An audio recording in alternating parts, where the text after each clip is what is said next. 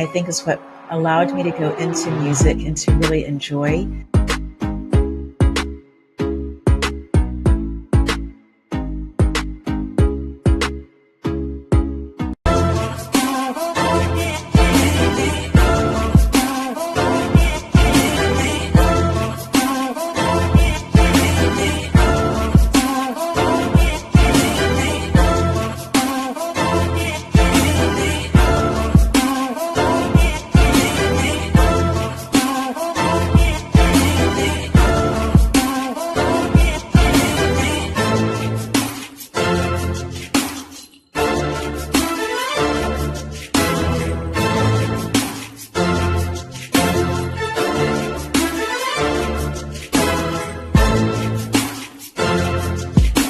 You're tuned into Leadership Beyond Burnout, where we encourage you and your organizations to heal, lead, and succeed. I'm your host, Dr. Kimberly L. Wilson. Welcome back to all of our fired up friends. And if you're new here, listen up for some of the actionable steps and challenges so that you can integrate them into your workplace and your life. During the show, feel free to send questions to us or our guests, and you can connect with us at drkimberlywilson.com. Today's episode is going to be sponsored by Leadership and Resilience Consultants. Their mission is to create healthy workplace cultures and to give women tools to recover from and prevent burnout. Let's share a little bit about today's guest. Today we have Sarah Stockman. She is the host of Simply Sarah. She's another E360 host. She's a dynamic TV and podcast show that aims to enlighten, empower, and encourage service-focused leaders. With her energetic toolbox and applicable techniques, she helps elevate the skills and mindset of leaders while infusing a dash of mystical inspiration. In addition to her role as host, Sarah has created a free masterclass, How to Manage Your Stress and Increase Your Productivity Without Burnout, and a 90-day live immersive course experience. It's called From Stress to Best. This harnesses a powerful mind, body, and life design toolkit, all crafted to boost your productivity and wellness naturally. Now, Sarah is also a respected Reiki master, author, teacher, and speaker. And without further ado, let's bring on Sarah Stockman from Simply Sarah. Dr. Kimberly, it's so good to be here with you. Thank you so much for the invite and to be sharing this conversation. I really enjoy time with you. Thank you so much for being here, and I appreciate that. I want to dive right in and have you share what you do to bring healing to the world. You know, it's been a process for me to understand that I am a teacher. I found it to be so natural as a child to be sharing ideas with other people. In middle school, helping other kids with their math. It was just easy for me, and I thought that things that were easy weren't necessarily the path forward because they came naturally. And so it really took a number of experiences in my life, even after I was a credentialed teacher, had my master's in education. It really took me a while to figure out that teaching really is in my DNA. And so what I share with the world is different ways to be able to live life in a way that is not as stressed. I believe that we have agency. And you as Dr. Burnout, I believe that you also believe that people have agency and that we can learn tools, we can learn skills that help us with our daily life to live a life that's more fulfilling. That's beautiful. And one of the things that I really honed in on what you said, it was something small, but I think it was so powerful, impactful. You said that because it came easy to me, you didn't place value on it. And I also believe people see that in terms of the world of work and relationships sometimes, that if it's not hard, it can't be good. Of course it needs to be hard. So I'd love for you to expand on that a little bit. Oh, you just absolutely solidified it. That's exactly how I was feeling and how I was looking at things. I felt like if it was going to be anything that was going to be successful, it had to be something that was very, very difficult to do. And there had to be strain in the effort. And when I finally came to this point of understanding that the gifts that we carry are individual gifts, and that when we are able to see them from and gain perspective on them, we're able to use them to uplift and enlighten and encourage other people, no matter what the skill set happens to be. I believe that all of us are creative. I believe that all of us are here at this time on purpose, and that we can work together, that we can encourage each other, and that we can. I'm just thinking of the movie The Blind Side, right? Being able to come to that place and to be able to see for somebody else. People help me see all the time things that I just don't, my brain doesn't work that way. I don't see things that way. And they help me be able to see things differently. So we really do need each other. Right, right. What I'm not sure which way I want to go, but the part about using each other to see the things that are blocking your path Mhm. is absolutely true, because I'm sure you know that as a healer as well, we have 2020 sight for, for everyone else. Yes, The preach it. path is very clear, and for Yes, ourselves, it's sometimes a different story. yes. I know today, I actually, at some point in the day, instead of it being a positive for me with someone else, I was surrounded by someone who was, let's just say, they weren't healed and they were very anxious. And I began to absorb some of that. And I noticed myself getting very anxious about the situation. And at one point, I was telling my head, and I was feeling all the feels in my body. And then I said, "You must have forgotten who you are. Stop. Why are you doing this?" And I had to do a lot of self work and reflection, and realize that I don't have to pick up what they're putting down. That's right. Oh, that's so, so good. For a long time, I thought that I was an empath. And when I thought that way, because language absolutely matters, right? I grew up Mhm. in Congo, and there's a difference between translation and interpretation. There, it's just, if you want the word to word is going to be one thing, but if you're looking for the thought and the idea behind it, it's going to be something that could be much broader. And so, in that space of looking at and thinking that I was an empath, I felt like I was sitting at the end of a fire hose and had to take in all of the information around me. So I completely avoided, if I possibly could, going into any kind of department store, grocery store if I could, around the holidays, because it was just too much energy.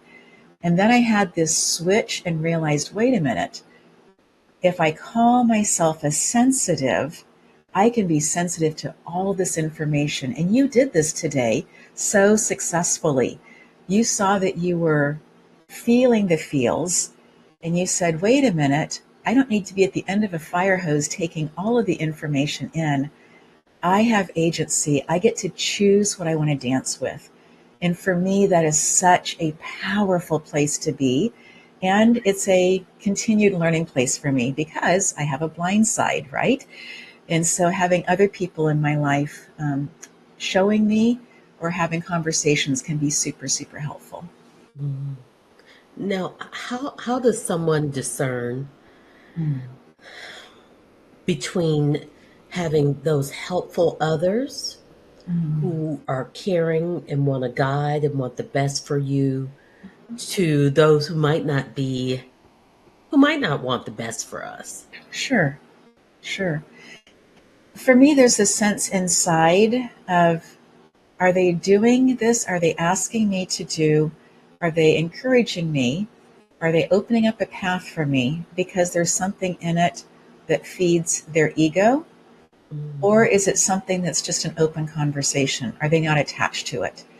And so I know that when I sense that I'm being triggered by something, I may feel, I don't know, anxious or afraid. I may feel apprehensive, argumentative. Any of those emotions help me know that I'm being triggered. And when I'm triggered, it just means that it's a signal, it's a sign that I need to go back and look at my beliefs and my values, because something that's happening in my space, a circumstance, doesn't line up. It's going against the grain of a belief, a value, a goal that I have, and some of those are things that we just took on because the tribe believed it, or that was something that was just expected. Right? I come from a household of serious scientists, and I can do it. It just doesn't bring joy to my soul at all. And so, as I was going into the world of music and then into education, finding that path and finding that way and having people speak. And again, listening for, was there something in it for them? Or were they actually just saying, here's information for you to consider and you decide what you want to do with it? Mm. Right. I would add an and to that, Mm-hmm. that it could also be possible that anxiety, and I love that you said to go back and look at my beliefs and values, because that anxiety or the fears Mm-hmm. could also signal possibly your apprehension about your success or your ability to reach that next level. And they may be encouraging you for something you feel you're not ready to. But like you said, if they're helpful around you, they say Mm-hmm. you are absolutely ready to do this. And Yes. so Yes. I think that's a wonderful guide to be able Mm-hmm. to instead of you saying, say, oh, that's a signal that it's not right for you, you said go back and look at the beliefs and values. So having that discernment about your environment and the people around you. Yes. I just have to ask about you living in the Congo. I heard that and I put a little pin in it. I said, we've got to go back there. I almost did my dissertation in the Congo, but I was like, I don't speak French and Yes. we're not dealing with interpreters, so we're not going to do that. So Right. how in the world did you end up living in the Congo? I was born and raised there. My parents were working on educational projects, and my two older sisters were also born in Africa, not necessarily because of, we were born in the late 50s and 60s, and so there was a lot of turbulence going on in Africa as it was changing over from being colonies into being countries. Hmm. And so my parents, their work was always in Congo, but I have a sister who was born in another country because they were kicked out of the country because of the unrest. And Right. so we would spend 4 years there. And my parents, both being educators, it was very important for them that when we came back to the States that we would have a year of American education. And so we would come back for a year. And every time we came back, we lived someplace different because it depended on what they were working on with their education or what the next right best step was for them and for the family. And so we've lived in several different states as we were growing up when we come back to the States. Okay, so I can see the path of an educator and just the opening up. Do you feel like that was instrumental in you becoming a Reiki master? And I'd love for you to explain that for people Sure. who, and I don't actually get it completely. So I'm your audience as well. I will do my best to explain what Reiki is. It's a compound word in Japanese. Rei being a connection or an energy source, and Ki being that space of connected to spirit. And so it's this energy that is spirit led. It's not a religion, but it's Mm, spirit led energy. And that I believe and I teach that anybody can learn Reiki, that they can carry that ability to heal, depending on the geographical state that you live in. I was originally trained in California, and we could put hands on people very, very gently. and allow the transfer of the energy as people are sitting or laying down on a massage table. Um, and obviously, the person who is being Reiki, who's receiving this energy, they are the ones completely in control of the whole situation. And so I'd always tell my clients the first time, if anything feels uncomfortable, it feels heavy, it feels sticky, it's hard to breathe, anything like that at all, I want you to tell me that. Just tell me to move on and I will. Because the energy will go to where it's needed, where it's necessary. And, we have 7 major chakras, and that word is a Sanskrit Indian word for wheels. And so each of these major energy centers is a wheel that can have movement in it. Mm-hmm. And if you think about, a drawer that you may have perhaps in the kitchen or at the office that is kind of the junk drawer, things are in there that are helpful but not necessarily organized. The process of receiving Reiki is about putting things to right, letting things that maybe you have worked in EMDR, or perhaps you've gone to a psychologist or a psychiatrist and you've been working on things that have been really, really heavy and you feel like you've made great progress, and yet you still feel it sticky around you at times. And so Reiki just allows those things that can still be stuck in our biofield, what some people would call an aura.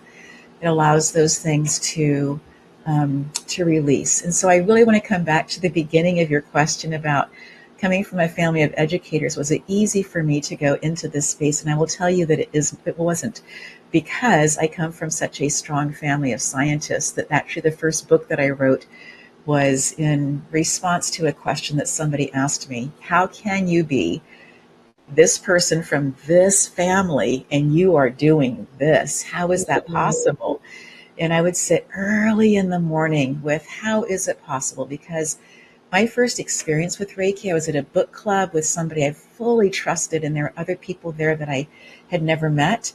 And we were each talking about meditation and what that felt like. And Reiki is a cousin to meditation. And different people were talking about, you just have these thoughts, you just let them go. And I was like, wait, my thoughts are like a freight train. I can take a stack of paper and I can get my thoughts out and I can color code them, and that can become a good thing for me in terms of as a teacher of organizing things in the classroom. Right.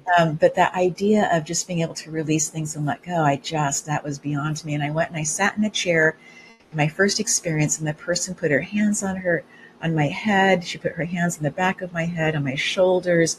And I sat there for 15 minutes and I went home that night and I slept the best that I had in 4 years. And in that space, I was like, okay, I don't know that I can explain this well to anybody else, but this is something that's really important for me to learn, because it really opened up a huge door for me energetically of being able to understand growing up in one culture and living in another culture, right? And traveling through other cultures as well. There were things that just didn't really make sense to me. And as a sensitive, I was taking in a lot of energy and a lot of what felt to me at times like mixed messages. And so the path of Reiki has really opened up for me a space of being able to see things that feel at times like they shouldn't be able to be in the same box, so to speak, but yet they live very comfortably in the same box.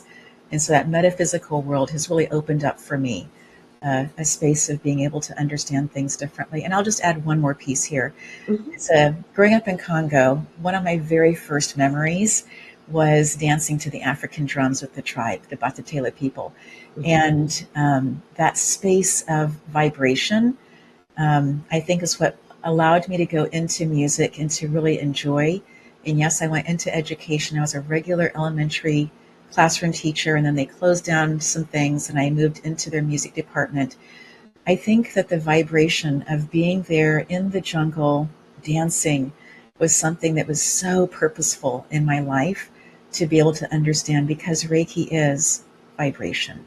And so allowing that space of things that feel heavy and sticky, that's vibration, and allowing those things to just be given the gift to release. So, how can someone in a leadership position harness Mm. Reiki for themselves? Is that something that's beneficial, or have you found that it's hindered leadership? It's something that I have found to be beneficial from the standpoint of somebody who feels like it's very interesting to them or they are curious about it. I think that that's an important piece to be able to pull in. Again, I believe that anybody can be attuned, just like my baby grand piano can have the person come and tune the piano. It's having that attunement to that vibration that we call the healing energy of Reiki. But I think that there is this, at least for me, a having that desire. I think is a really important first step. Just like there are some kinds of foods that I may find to not be very interesting. Would they nourish my body? Yes. Could I eat them? Absolutely. But I don't know. Maybe I'm not so interested in that. And so, kind of along those similar lines of finding things that we find are tugging at our heart. I had one client that was in a hospital, and every day for 5 days, she got one more letter of the word Reiki. Now, I've only had one person with that experience, but I do think that it calls us. I think that there is this symbiotic relationship also. And do you have to know Reiki to be a leader, an effective leader? No. Can it Mhm. be very, very helpful in terms of clearing physical spaces before meetings? Absolutely. Mm. Now, you so when I thought of Reiki, I, I thought of it in terms of moving energy around in the body, but Mhm. you're saying that it's also in terms of energy and spaces. Mhm. Absolutely. And this is going to be a little woo woo for some people. And I just encourage you to hang in there because you get to make up your own mind about this. Right. But if you're going to have a hard conversation with somebody, I encourage you to have that hard conversation outside. The wind is blowing, the leaves are doing their photosynthesis, the sun is out. All of those things are helping to transmute heavy energy. I remember one time where we had this, it hadn't rained for months in Southern California. And all of a sudden, there was this just massive thunder and everything shook. It wasn't an earthquake, it was thunder. And it was like it was just clearing the air. And so, that whole kind of idea also of being able to have hard conversations outside. Some people will say when they have hard conversations inside, and this is where it gets a little woo woo, that they feel like the energy gets stuck, maybe in corners, maybe in areas. And so that's why sometimes people will choose essential oil, that they'll choose to use um, sage to clear the energy, and that they used Palo Santo to fill it up with a beautiful energy afterwards. Some people, I had one client from um, the eastern part of the world who, when she came for Reiki, always wanted to have a window open a little bit so the energy had a space to escape. It didn't matter if it was cold or hot. She wanted to Hmm. have the window open a little bit. But yes, and it's similar to maybe something that's a little bit more grounding, the idea of writing things down that we want to be done with and then putting it into a fire and watching it burn and watching it transmute that way, right?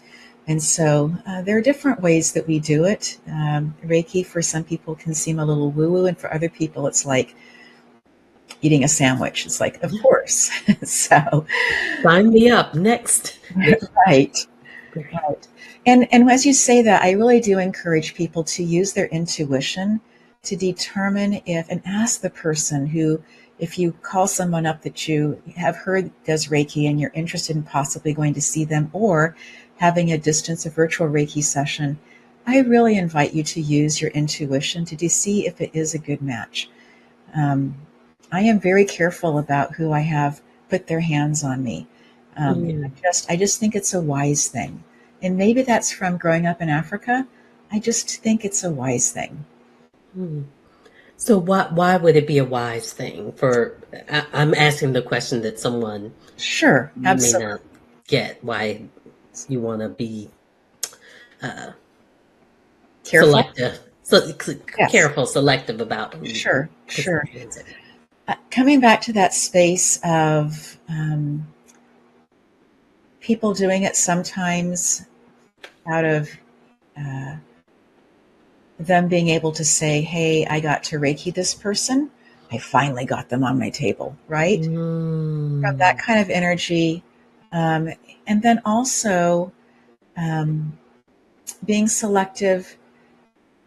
I found in my practice, have found in my practice, that at least 3 different sessions, and each session will be different. There are no 2 identical sessions of Reiki.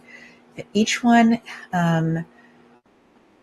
builds on the previous one, and that for some people, having a total of 3 before they actually feel like they have been able to release or come to a very, very calming place can be very, very helpful as well. So ask questions, go visit the space they're going to do it in, ask them how they want to do it. If they're going to be doing it virtually, what their protocol is.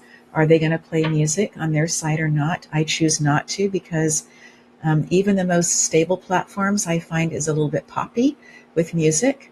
And I don't want that to be something that is causing the person to be thinking about those things. I want them to move to a place of being quiet, maybe even going to sleep, but a place of just of calm.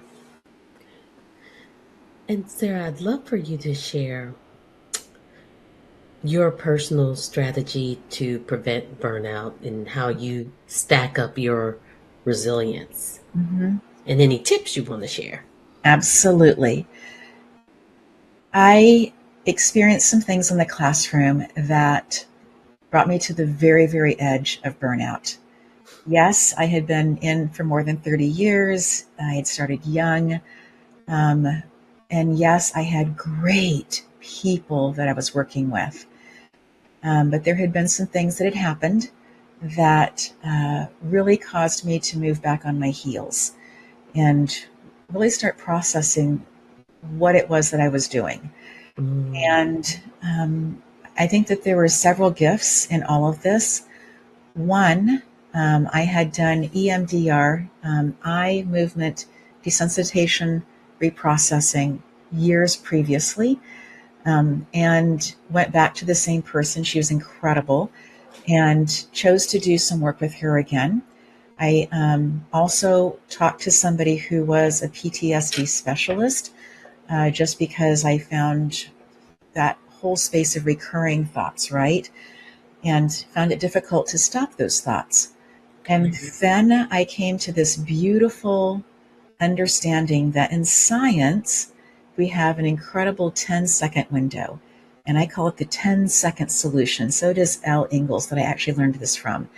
And from the point that we have a resting heart rate, and we have things that show up in our world that are triggers for us, and we begin to feel those emotions of being angry or anxious or apprehensive, any of those kinds of things, we have about 10 seconds to be able to do something different before the catecholamines begin to flow, that first set of stress hormones. And the very fascinating thing for me was that you can prevent it by working in those 10 seconds, using tools in those 10 seconds. But the secondary, so the first is going to strip, I don't know how much time we have, so I don't want to get Oh, too go. in Go the ahead. woods. Okay, beautiful. So in the first ones, then, it's going to strip the fats, the sugars, the salts, the waters from our extremities, because we're Mhm. moving into fight or flight. And we need to have the energy in the middle of our being so that we can get away from whatever it happens to be that we're concerned about. The problem is that we keep pressing that button, and we don't have a saber-toothed tiger chasing us, right? Mhm. And so that's the first set, then has this adrenaline kick that comes in. And with that, then we can have dry eye, we can have heart palpitations, we can feel like we've just gone to the restroom and need to go to the restroom again. We can find ourselves bumping into things, kind of lose that sense of balance. The Right. fascinating part for me is that what has been stripped has to go back into those places. Our Right. brain needs to have the salt and the water and the sugar and the fats, all those things back again. So do our extremities.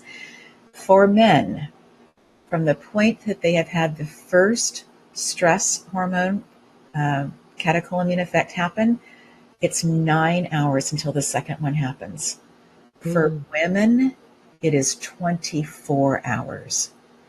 And so the opportunity for us in this very fast-paced society is for us to be triggering and re-triggering and never getting out of that loop. And the second one is as it's putting back all of the salts and sugars and waters and fats, that one is called the glucocorticoid. And in there is the cortisol, and that one that gets all of the press, right? Right. If we don't have the first, we don't have the secondary. And with the secondary one, as it's all going back and the cortisol is flying around, we want cortisol when we want to get up in the morning because it gives us that kick of let's get out of bed and let's go do things. That's a natural release of it. But at 2:00 in the morning, when we start having really negative thoughts and we are super awake, that's just the natural what's happening in our body as all of those salts and sugars and waters and fats are just finding their way back home. And so coming to this space of relaxing our lower abs is such an important thing to do. We have beautiful ribs around the upper part of our body, and we use our lower abs like armor. And that just helps us move faster into the fight or flight, fib, flee, frown, fawn, when you are overly complimentary. Yes, exactly. And so so coming into that space of knowing that we have things, tools that we can learn in that 10-second window is such an important thing. And one of the tools is to relax our lower abs. And that just tells our brain, we know that there's chaos around us. We're in an okay place. And so just using these tools, and there are so many of them, that we can use in that 10-second solution window that are truly impactful for our well-being. Now, Sarah, would you say that, because one of my beliefs is that you cannot learn in the middle of a stressful situation, that you need to practice some of those tools so that when you get in it, well, and I also definitely encourage people, understand what your triggers are so you can already, being forewarned is forearmed, it's like, okay, I'm going to go here and my mother's going to say that thing. Right, right. And so if you practice it ahead of time, when it's time, it becomes like muscle memory. You just do it. Yes. But if you're already so heightened, it's like, what was that thing again? Oh, I'm hyperventilating. Yes. That's not what Sarah said to do. You are so right about practicing. And one of my practices for myself is when I wake up in the morning before my feet are on the ground, is to think of at least 3 tools, knowing what may be happening in my day, who I may be interacting with, some of the tools that I might be interested in using in the day, and just to kind of have those brought again to the forefront of my mind. And then feet on the ground, one says thank and the other one says you. Just that gratitude walking first thing in the morning. Thank you, thank you, thank you. That it's another day that we get to experience and get to be impacted and get to impact other lives as well. And interestingly enough, I could imagine you with some house shoes to say thank you. Thank Yes. Yes. Because you have You are so right. such a bubbly personality that would just it would just be the cherry on top of the Yes. ice cream. Yes. Yes. So you stack them in those ways, those different things. And I also love that in sharing some of the practices and the way that you heal and some of the things that you recommend for others, that you're not saying, well, this is better than this, and you don't want to go do that with them. It sounds like you're saying that there are so many different parts of ourselves that respond to different types of treatments and interventions, and you don't have to exclude the Right. sciencey part for the woo-woo part, that they can coexist, like you said about Yes. your choices. Yes. I think in that space also to give ourselves grace that maybe we have had practices in the past that we thought were absolutely going to carry us all of our life, and we're finding that they're just not working anymore. Or we find that we are tripping up with the same person, they hit the same button, and our triggers are so uniquely individualized that it can literally be a text from somebody. Not the sound of the phone, not the being, it is the fact that that person is texting that brings up this whole thing. And then we can be really hard on ourselves that I let that person get to me again. And I just think I'm learning about this word grace, about grace for myself. Yes, grace for others, absolutely. But grace for me is a little bit like forgiveness, that Yes. it's measured out in the way that I'm able to forgive myself is becomes reflected then in how I forgive other people. And I think that grace is a similar kind of a thing. Right. And judging ourselves and judging others is such a, I think of it almost like, the scrubbers when you do dishes. It's almost like a scrubber on your soul. It's just abrasive. Yes. Yes. There's no good that comes from it. And it consumes so much energy. Um, there have been studies done that show that in America, we complain up to 20 minutes a day. That's the verbal outgoing. If we are doing that much outgoing complaining, how much are we doing up here in our brain? And if we are consuming that energy doing that, again, I believe that we are inherently creative beings. What could we be creating with that energy and that focus that could be so incredible? Just Right. food for thought. No Right. shaming, just food for thought. Right. Do you happen to remember what study that is? I don't. I will send it to you. I'll look it Oh, up and beautiful. find that. I'd Yes. love to read that. Yes. Now, Sarah from Simply Sarah, if you had a challenge Mm, to issue to our audience to mm, live a more holistic, healthier, mhm. stress less type of life, and did stress, what is it? Was it stress best or best? From stress to best. From stress to best, to go from stress to best. What Yes. challenge would you issue them for their Mm. home and or their workplace lives? It has to do with the mind and to hold on to hope because it is always darkest before dawn. It doesn't matter if the moon is out or not. It is always darkest before dawn. So if there is something on your heart that you have been working on and you are feeling discouraged, I just encourage you, take a breath, but don't stop. It's okay to take a breath, but don't stop. You are here for a reason. And whether that happens to be things that are in your family, your community, things at work, it is always darkest before dawn. And dawn is coming. The sun will rise. Hmm,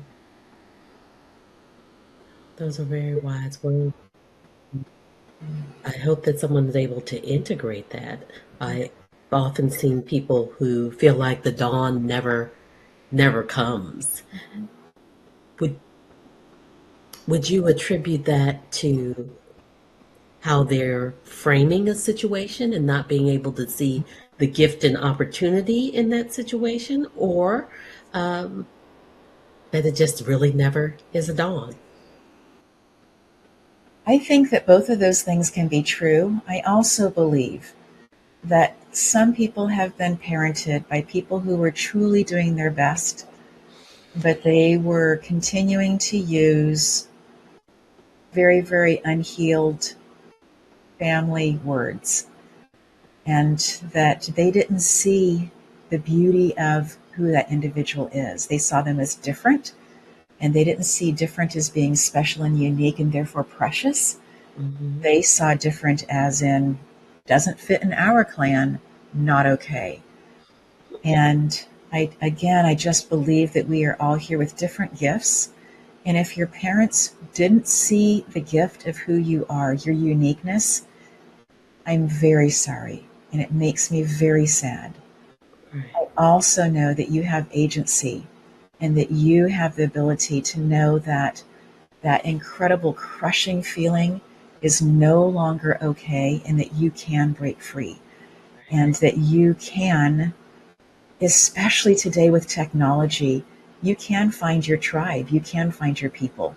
Right.